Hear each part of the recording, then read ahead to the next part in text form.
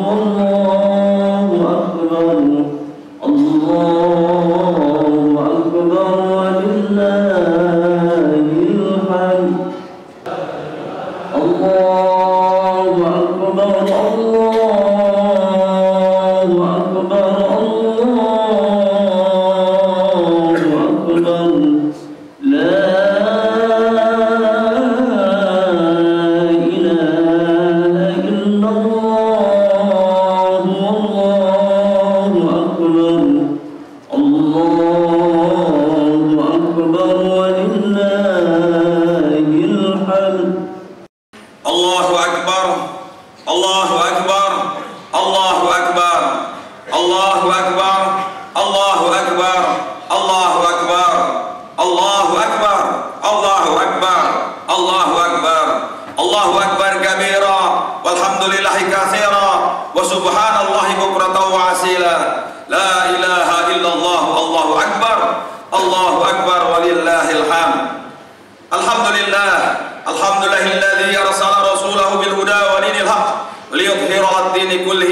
La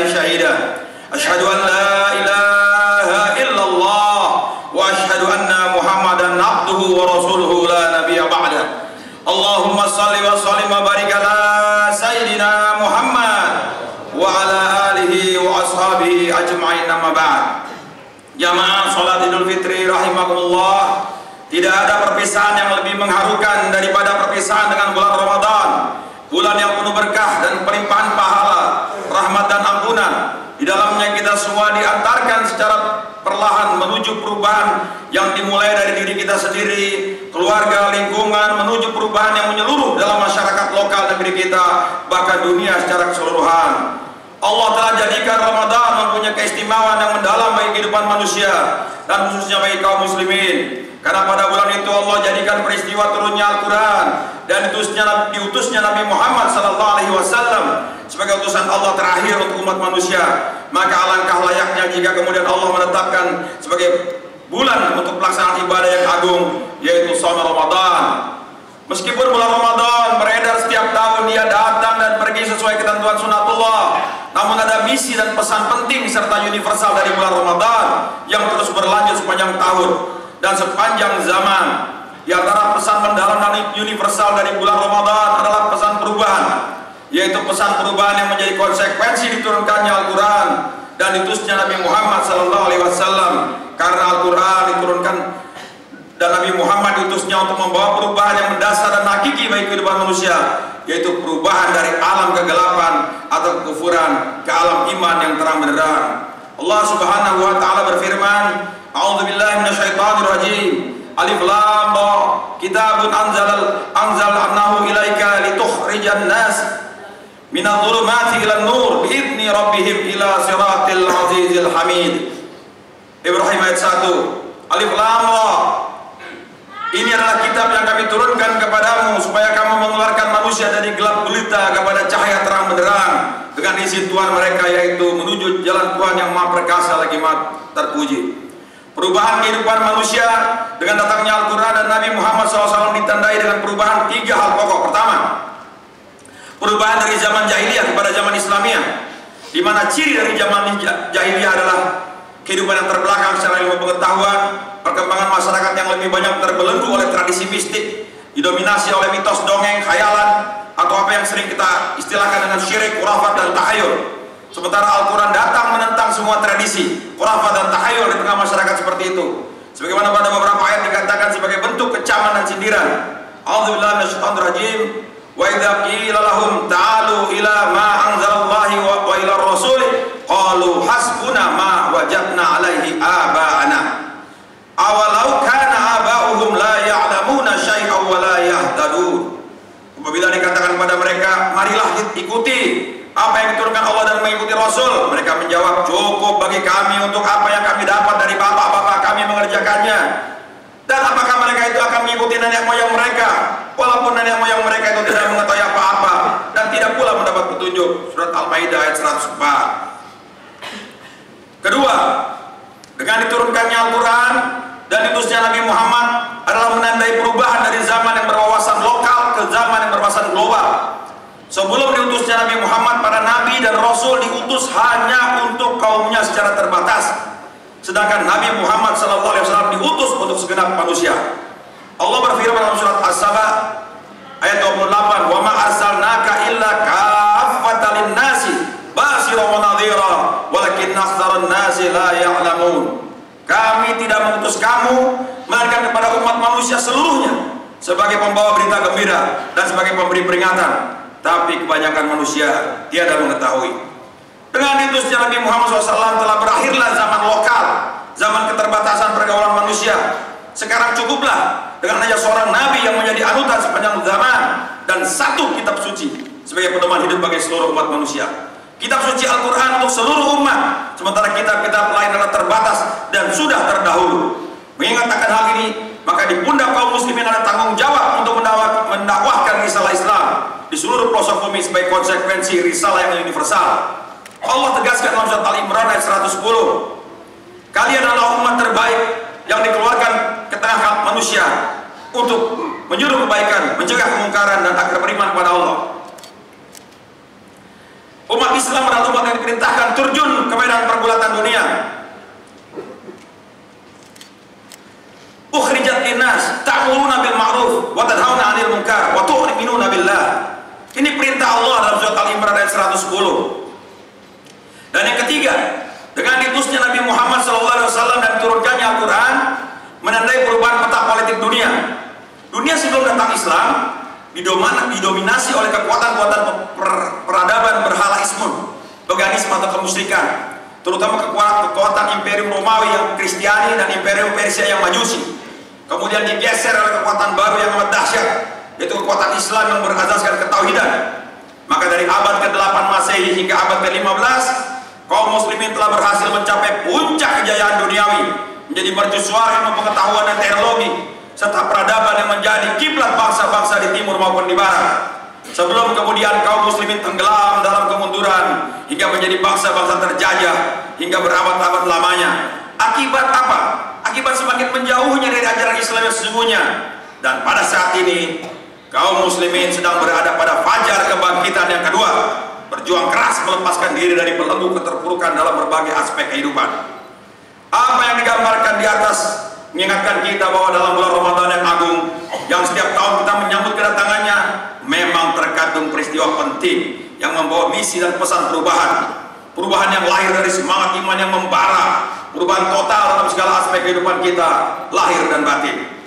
Maka alangkah pantasnya jika Ramadan dijadikan sebagai bulan pelaksanaan ibadah puasa, yang merupakan salah satu cara membangun semangat perubahan yang hakiki. Karena salah satu dari sunatullah, Allah jadikan puasa sebagai salah satu wasilah terjadinya perubahan pada makhluknya. Perhatikan bagaimana Allah merubah penciptaan seekor ulat sutra. Penciptaan seekor ulat sutra yang tadinya hanya bisa merayap dengan pelan-pelan di batang pohon. Banyak orang yang geli, jijik memandangnya, kemudian menjadi seekor kupu-kupu yang indah warna-warni dan bisa terbang ke sana kemari dengan memukau setelah ia menjalani proses puasa total berminggu-minggu dengan menggantung diri di ranting pohon hingga bagian luar tubuhnya mengering dan mengelupas menjadi kepompong. Kemudian dia berubah wujud menjadi seekor kupu-kupu yang cantik dan indah. Ini hanyalah suatu ibrah yang kecil, perumpamaan yang kecil, tapi sangat penting dalam memahami makna puasa sebagai sarana menuju perubahan. Lantas, perubahan apakah yang ingin diraih kaum muslimin dengan puasa? tentu tidak berubah menjadi kupu-kupu atau menjadi malaikat yang bisa berterbangan, tapi perubahan kualitas hidup kita menjadi lebih baik, lebih indah, dan lebih mulia dari sebelumnya dengan cara meraih ketakwaan yang merupakan tujuan utama dari puasa Ramadan. Dunia Islam saat ini memang sangat membutuhkan perubahan. Setelah lebih dari setengah abad melepaskan diri dari belenggu penjajahan bangsa-bangsa asing, nampaknya masih belum bisa melepaskan diri dari dominasi dan hegemoni budaya para penjajah yang secara ideologi mereka adalah sekuler, secara ekonomi adalah kapitalis, dan secara budaya adalah liberal dan hedonistis. Lantas perubahan apa yang kita harapkan dari pendidikan puasa Ramadan? Yaitu perubahan mentalitas, spirit, dan semangat untuk hidup lebih dekat kepada Allah, merasa senantiasa diawasi, dibimbing, disayang, sehingga melahirkan sikap dan perilaku hidup yang jujur, amanah, ikhlas, seperti yang kita rasakan dalam menjalankan puasa. Karena dari perubahan mentalitas itulah perubahan satu kaum dan bangsa akan dimulai. Allah berfirman dalam surat Ar-Ra'd ayat 11, "Innallaha la yughayyiru ma biqaumin hatta yughayyiru ma bi anfusihim." Allah tidak akan berubah nasib suatu kaum kalau jiwa-jiwa, kata-katanya jiwa-jiwa dari kaum itu berubah pada diri mereka sendiri. Allahu Akbar, Allahu Akbar, Allahu Akbar, Allahu Akbar walillahil hamd. Jamaah sholat Idul Fitri rahimakumullah, timbulnya kerusakan di dunia yang menimpa berbagai bangsa adalah karena susuk atau menipis dan hilangnya rasa malu. Banyak penguasa atau pejabat tinggi negara dengan kentara melakukan tindakan korup, zalim, dan durjana kepada rakyatnya di dunia ini, mengangkat kemerdekaan dan kebebasan rakyat, bahkan membiarkan negara adidaya seperti Amerika menguasai ekonomi, keuangan, politik, militer, pendidikan, bahkan sampai seni dan budaya umat Islam, bahkan menjual aset-aset negara ke asing tanpa malu. Banyak wanita yang menamakan dirinya selebriti atau artis yang dengan tanpa malu mengumbar auratnya, dibiarkan tersikap yang buat orang sehat akalnya dan bening hatinya dan nuraninya merasa malu dan risih. Walaupun banyak juga dari antara selebriti yang insya Allah memberikan contoh yang baik, tapi inilah sekitik merusak susu sebelanga. Banyak orang yang dengan sengaja membuat situs-situs porno dengan gambar-gambar yang tak senonoh, yang juga membuat orang masih waras dan miris dan marah. Banyak lelaki atau suami yang selingkuh dengan wanita yang lain yang menjadi fokus berita, namun mereka menanggapinya tanpa rasa malu. Bahkan ada yang merekam perbuatan naudzubillah kemudian disebarkan di mana-mana dan tidak punya rasa malu, seperti tidak ada kejadian apa-apa. Malu adalah rasa segan dan ketakutan yang muncul dalam diri seorang. Malu adalah rasa segan dan ketakutan yang muncul dalam diri seorang apabila dia melakukan buruknya di ketahuan orang lain. Sungguhnya orang yang kehilangan rasa malu seperti kehilangan air kehidupannya. Malu adalah sebuah sifat yang ada dalam diri seorang yang menggerakkannya untuk meninggalkan semua perilaku buruk dan mencegahnya dari melakukan perbuatan-perbuatan hina dan tidak bermakna. Rasulullah SAW menempatkan malu sebagai salah satu cabang iman dengan sabdanya yang sangat terkenal, iman itu ada 60 cabang dan malu adalah salah satu cabangnya. Rasulullah SAW bersabda, jika Allah hendak membinasakan seorang, wa nadza'u minhul hayat, maka Allah cabut rasa malu dalam dirinya. Hadis riwayat Ibnu Majah. Selanjutnya Rasulullah SAW mengatakan, setiap agama itu punya akhlak. Inna khulaqal Islam al-hayyah. Akhlak Islam itu adalah rasa malu. Rasa malu tidak lain merupakan refleksi keimanan, laksana perisai yang dapat mencegah seorang dari melakukan kemungkaran dan kemaksiatan. Bahkan mulia atau hinanya akhlak seseorang diukur dari rasa malunya. Karena itulah malu tidak dapat dipisahkan dari keimanan. Keduanya selalu hadir bersama-sama. Makin kuat iman seorang, makin tebal rasa malunya. Begitu juga sebaliknya. Jika rasa malu hilang, maka iman pasti melayang. Rasulullah SAW bersabda, iman itu memiliki 60-70 cabang. Yang paling utama adalah pernyataan La ilaha illallah, dan yang paling rendah adalah menyingkirkan duri dari jalan. Dan rasa malu adalah satu cabang daripada iman. Tanpa rasa malu seorang akan leluasa melakukan apapun yang ia inginkan, meski hal itu bertentangan dengan hatinya. Dalam hal ini Rasulullah SAW mengatakan, jika engkau tidak punya rasa malu lagi, fasna maksiatna, buat apa aja sekehendak hatimu. Hadis riwayat Bukhari. Rasa malu itu rasa tidak enak hati, rasa hina, rendah dan sebagainya karena berbuat yang kurang benar, berbeda dengan kebiasaan mempunyai cacat atau kekurangan. Bukan itu maksudnya. Tapi malu di sini adalah maksud yang tidak enak hati, yang merasa hina kalau berbuat salah, berbuat dosa. Begitu pentingnya rasa malu ini dimiliki oleh seorang, sehingga ada peribahasa yang berbunyi, hanya dengan rasa malu kita hidup di dunia ini. Kalau rasa malu kita sudah tidak ada dalam diri kita, lebih baik mati. Kehilangan rasa malu dalam diri seorang dapat terjadi karena kecintaan terhadap kenikmatan dunia yang berlebihan. Fitnah dunia telah sedemikian hebatnya mengganas, menyerang, dan menguasai pikiran mayoritas umat Islam, umat manusia. Fitnah itu mengkristal menjadi ideologi yang banyak dianut manusia, yaitu materialisme. Rasulullah SAW pada 14 abad yang lalu telah memprediksi dalam sebuah hadis yang terkenal dengan hadis wahan. Rasulullah berkatakan dalam hadis riwayat Abu Daud, hampir saja bangsa-bangsa mengepung kalian sebagaimana orang lapar mengepung tempat makanan. Berkata seorang sahabat, apakah karena kita sedikit pada saat itu ya Rasulullah? Rasulullah menjawab, la, bal antum mahsar. Tidak, kalian pada saat itu besar, tapi kalian seperti buih, banyak seperti buih di lautan. Tapi Allah mencabut dari hati musuh kalian rasa takut kepada kalian, dan Allah masukkan ke dalam hati kalian wahan. Berkata seorang sahabat, apakah wahan itu? Rasulullah menjawab, hubbud dunya wa qarihatul maut, cinta dunia dan takut mati. Allahu Akbar, Allahu Akbar, Allahu Akbar, Allahu Akbar walillahil hamd. Jamaah salat Idul Fitri rahimahullah. 3 fitnah dunia, wanita, 3 fitnah dunia, wanita, tahta dan harta. Ini telah menjadi momok yang telah membutakan hati dan penyebab utama hilangnya rasa malu seorang.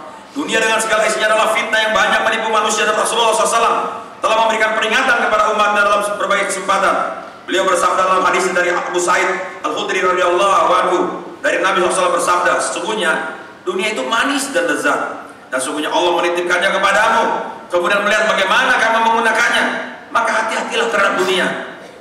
Fa innal fitnah Bani Israel kanat fin nisa. Fitnah pertama yang menimpa Bani Israel adalah karena wanita.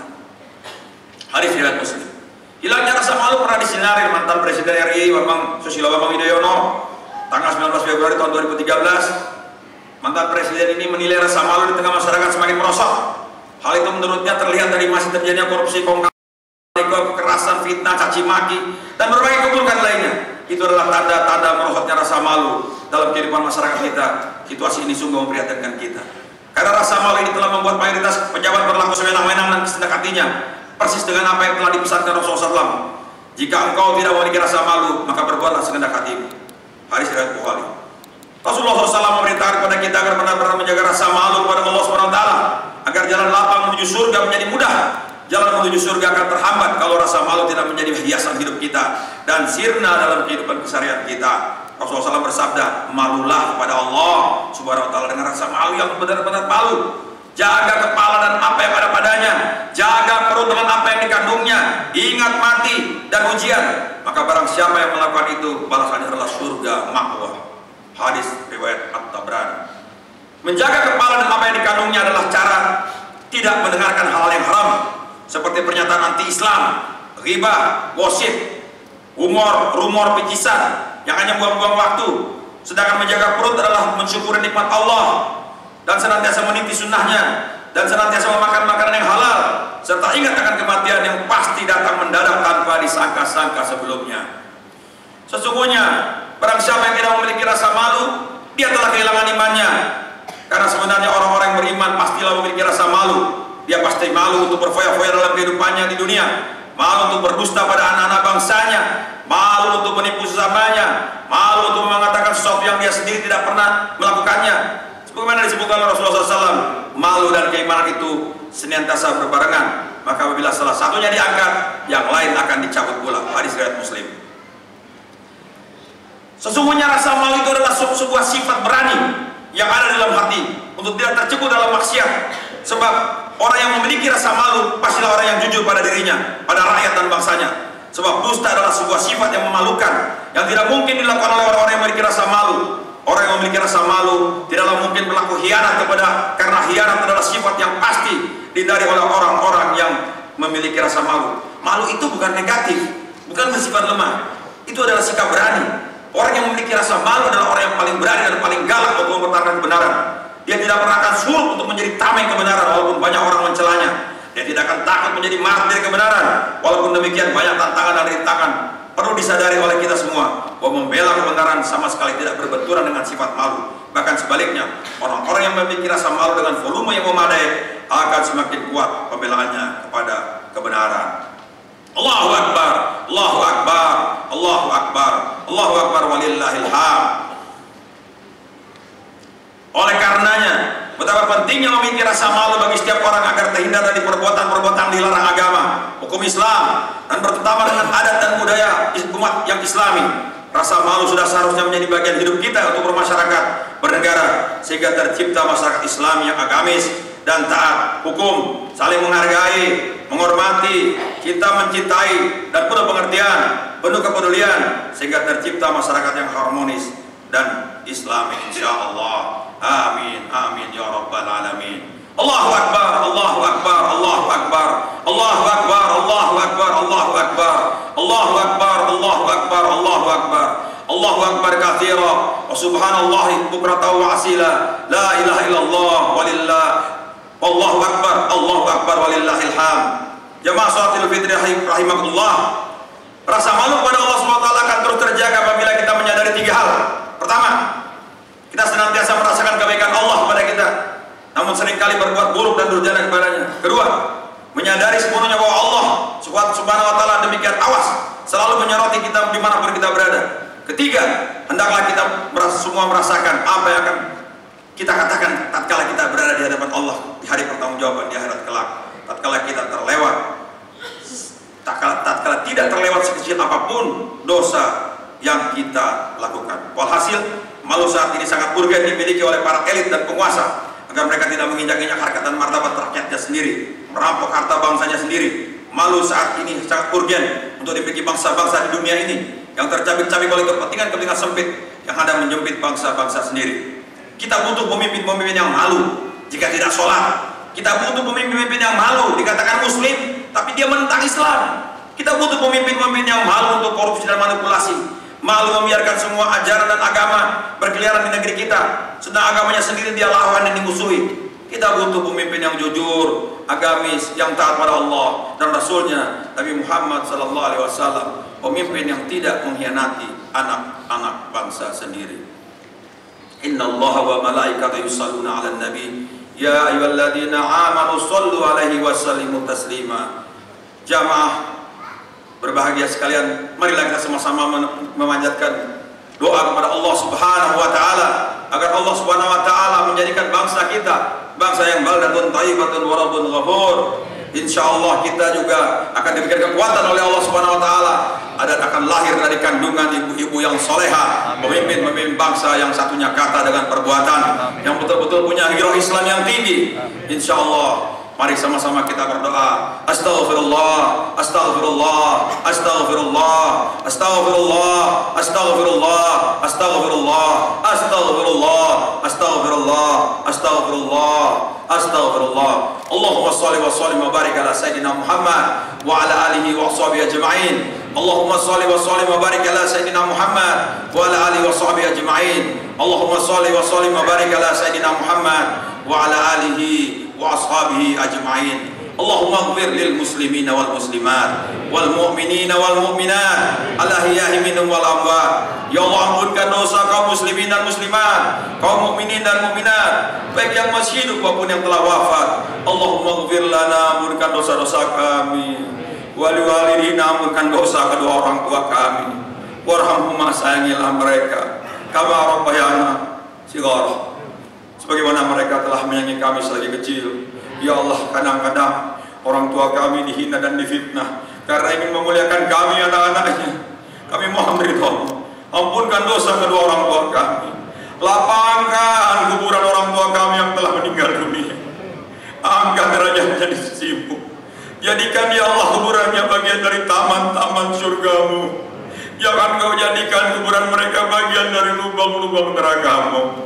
Ya Allah, panjangkan umur orang tua kami yang masih hidup. Beri kami waktu untuk berbakti kepada mereka dalam rangka mengabdi kepada-Mu. Ya Rabbi, di hari yang berbahagia ini ya Allah, kami panjatkan segala puja dan puji kepada-Mu, karena kami yakin ya Allah, Engkau tengah melihat dan menyaksikan kami sholat berjamaah, sholat Idul Fitri ya Allah. Kami mohon ridha-Mu ya Allah. Allahumma rabbana la tuzigh qulubana ba'da idh hadaitana wa hab lana min ladunka rahmah innaka antal wahhab. Jangan Kau bolak-balikan hati kami setelah Kau berikan hidayah dalam diri kami, tancapkan hidayah dalam diri kami sampai akhir hidayah kami.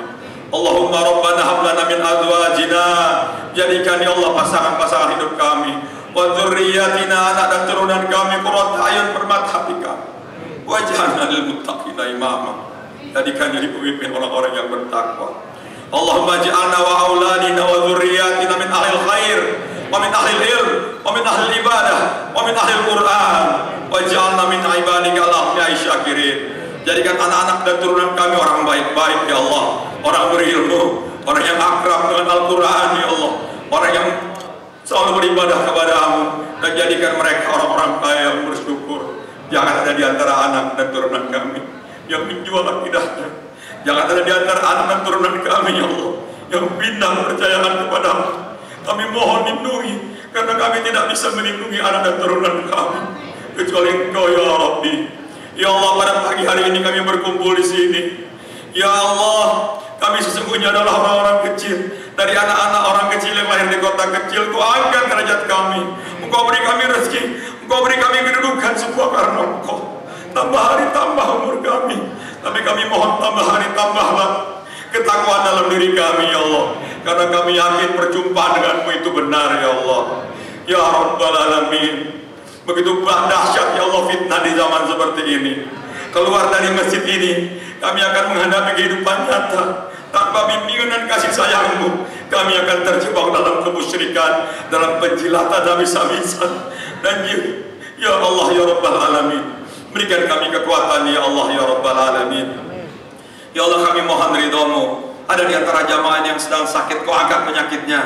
Ada yang ingin sekali naik haji ke tanah suci Mekah, wukuf ya Allah di Arafah, tawaf di Baitullah, kabulkan doa-doa mereka. Ada yang sedang susah, ya Allah, berikan jalan keluar bagi kesusahan hidupnya ya Allah. Kami mohon ridho-Mu ya Allah. Kami tidak tahu kapan jantung kami ini berhenti. Kami tidak tahu di mana kami dimakamkan, tapi pasti akan kembali kepada-Mu suatu saat kelak. Tapi sebelum Kau cabut nyawa ini, kami mohon ridho-Mu.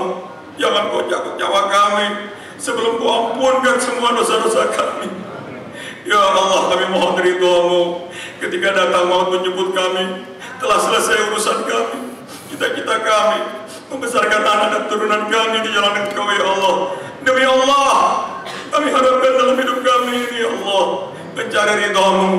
Kalaupun Kau berikan jabatan kepada kami, jabatan itu akan kami pakai untuk beribadah kepada-Mu. Allahumma ya Azizu ya Ghaffar ya Mutakabbir, ya Halimu ya Alimu ya Aliyu ya Azimu ya Azizu ya Karim. Jangan Kau jadikan Ramadan ini Ramadan terakhir bagi kami ya Rabbi. Ramadan telah pergi, kami mohon ridho-Mu. Pertemukan kami dengan Ramadan tahun depan dalam keimanan yang lebih tinggi ya Allah, dalam rezeki yang lebih luas ya Allah. Engkau maha mengijabah doa hamba. Allahumma lakal hamdu anta qayyimus samawati wal ardh wa man fihinna, wa lakal hamdu anta nurus samawati wal ardh, wa lakal hamdu antal hamdu wa wa'dukal hamd wa liqa'uka hamd wa qawluka hamd wal jannatu hamd wan naru hamd wan nabiyyun hamd wa Muhammadun sallallahu alaihi wasallam hamd wa zatu hamd. Allah, Engkau benar, perjumpaan denganmu benar ya Allah, Nabi-Mu benar, Rasul-Mu benar, kiamat itu benar, surga-Mu benar, neraka-Mu benar. Tancapkan akidah yang tinggi dalam diri kami ya Allah. Kami mohon ridho-Mu ya Allah. Ketika datang maut menjemput kami, jangan ada orang yang terzalimi karena ucapan dan perbuatan kami. Jangan ada hutang-hutang yang kami tinggalkan memberatkan anak dan turunan kami. Jangan ada orang yang menjadi susah untuk menjadi biaya pengobatan bagi kami. Kami mohon ridho-Mu ya Rabbi. Jangan Kau jadikan sholat Idul Fitri ini sholat terakhir bagi kami ya Allah. Jadikan kami umat Muhammad yang akan melihat wajah Rasul-Mu, Nabi kami Muhammad SAW dalam surga-Mu kelak. Jadikan kami orang yang akan bisa melihat wajah-Mu di waktu pagi dan petang dalam surga. Ya Rabbi, ijabah doa kami ya Allah. Engkau yang maha mengetahui yang tampak dan yang tersembunyi. Kami ini kerdil akan mengetahui pengetahuan-Mu. Ikatlah kami dengan persaudaraan ya Allah, naungan-Mu ya Allah, satukan umat Islam ini ya Allah. Ya Allah, yang tegaknya langit karena kekuasaan-Mu, yang terbentangnya bumi karena kebesaran-Mu, ya Rabb yang tunggal, yang banyak menaburkan rahmat, yang jauh tapi terjangkau, yang dekat tapi tak terlihat, tak tersentuh. Bimbinglah langkah kami, sinari hati kami dengan cahaya-Mu ya Allah. Bimbinglah kami dengan penglihatan-Mu yang tidak pernah tidur, agar setan tidak mengendalikan kami, agar setan tidak menguasai kami. Ya Allah, ampunilah dosa-dosa kami, karena kami yang berkumpul di sini adalah orang-orang yang banyak berdosa. Tutup semua aib-aib kami, tunjukkan kami jalan yang lurus. Ya Allah, Engkau yang bersemayam di atas aras, yang semua makhluk akan kembali ke haribaanmu, yang menjadi muara akhir dari seluruh mata rantai kehidupan manusia.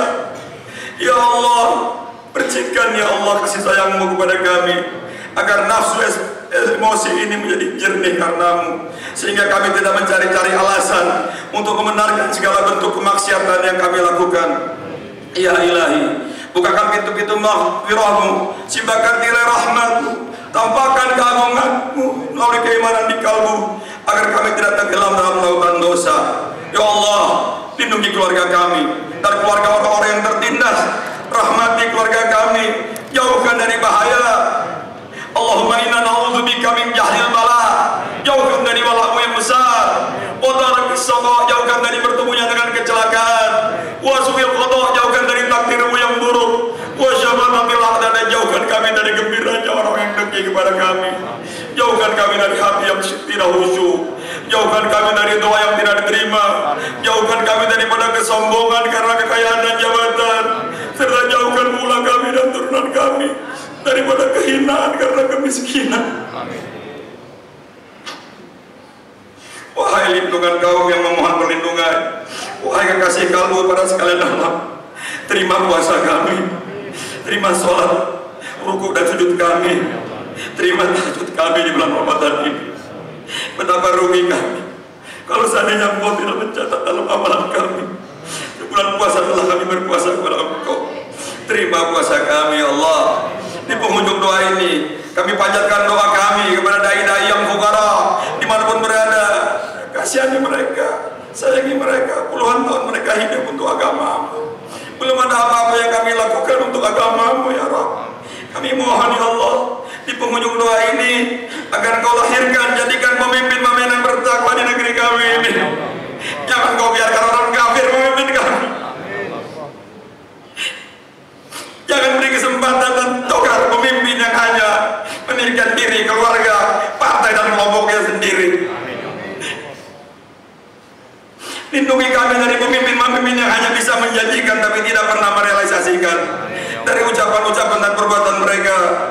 Allahumma a'izzal Islam wal muslimin, Allahumma ansuril mujahidin fi Filastin, al yahudil ghasibin, Allahumma ansuril ikhwanana fi kulli makan wa fi kulli zaman ya rabbal alamin.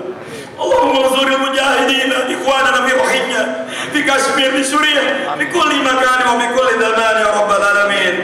Wahai Allah yang nama-Mu adalah penawar, yang mengingat-Mu adalah penyembuh, yang maha cepat ridho-Mu, ampunilah kami orang-orang tidak memiliki apa-apa kecuali doa. Sayangilah orang yang modalnya hanya harapan dan senjatanya hanya keimanan. Sungguh Engkau melakukan apa yang Engkau kehendaki. Rabbana atina fid dunya hasanah wa fil akhirati hasanah wa qina adzabannar. Allahumma inna nas'aluka husnul khatimah wa na'udzu bika min su'il khatimah. Allahumma inna nas'aluka ridhaka wal jannah wa na'udzu bika min sakhatika wan nar. Subhana rabbika rabbil izzati amma yasifun wa salamun alal mursalin walhamdulillahi rabbil alamin. Allahu akbar.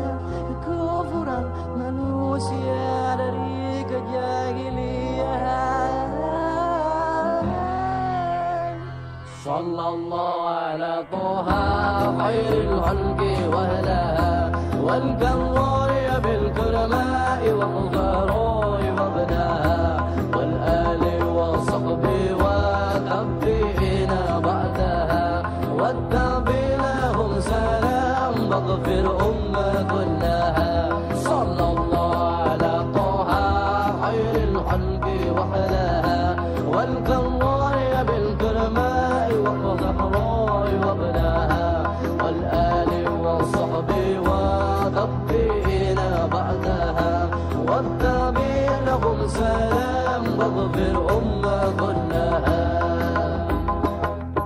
Mulialah dirimu, keluarga dan sahabat atas rahmat yang tercurah dari Allah selamanya, dan semoga keselamatan dan ampunan diberikan kepada seluruh pengikutmu.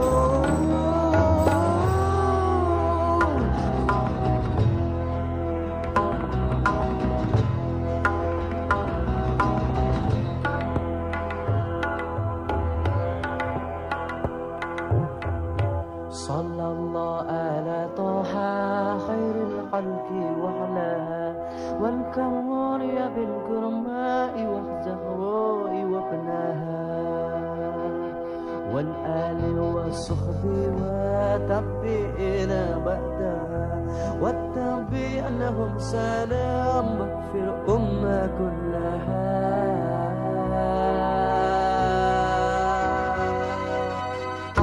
صلى الله على طه خير الخلق وأهلها والكرار بالكرماء والزهراء وابنها والآل والصحب وتابعين بعدها والتابع لهم سلام واغفر كلها.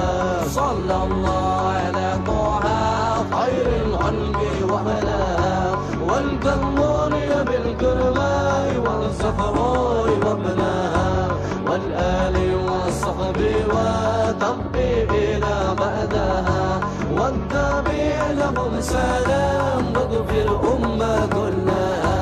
صلى الله